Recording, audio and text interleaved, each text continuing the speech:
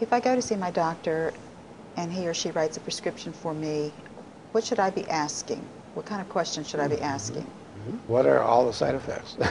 Okay, there you go.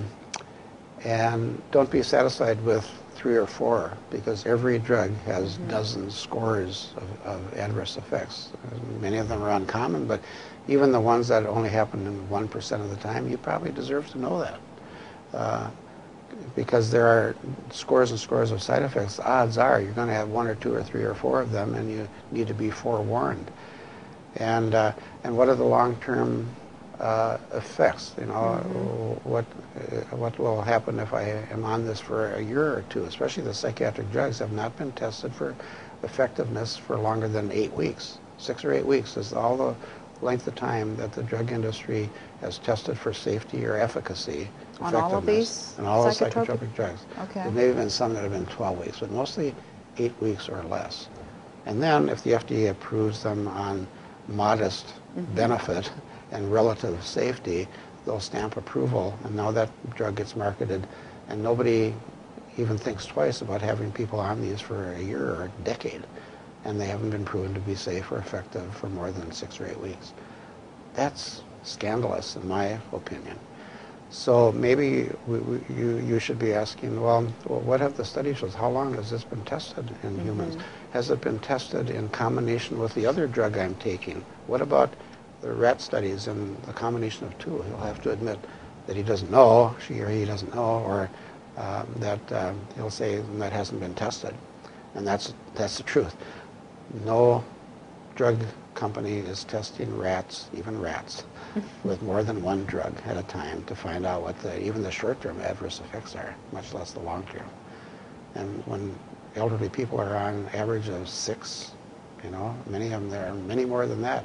There's no safety studies that show that that's safe. You know, what are the adverse effects? We don't know.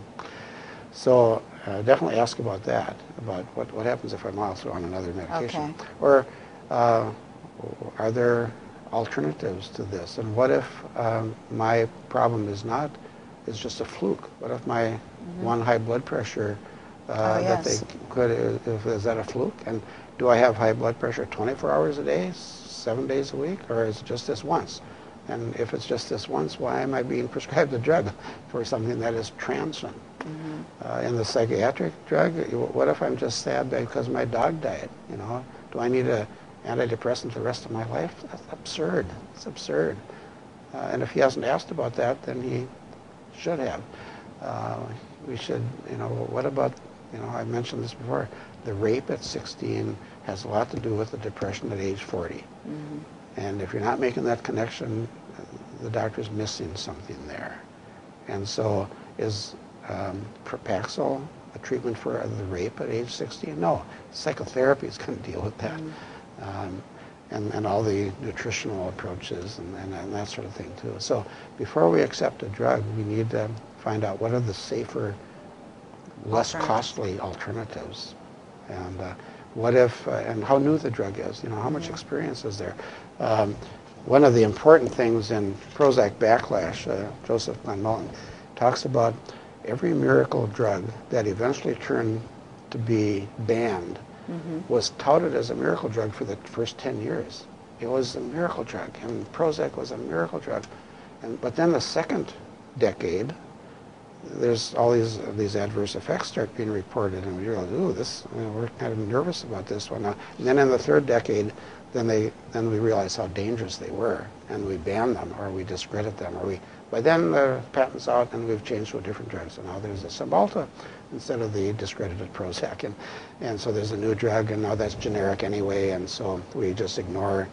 But then there's a new miracle drug out there, and until the 10th to 20th year, we're sort of thinking it's wonderful, and then it turns sour. Well, that's because they're only tested for 6, 8 weeks. We should demand that they be tested for 30 years before we get them on the market, right? Well, drug industry wouldn't tolerate that because they need to make their profits on this big investment quicker than that. So they do not allow long-term studies. That sounds so cynical. Pretty cynical. Yes. It is, yeah.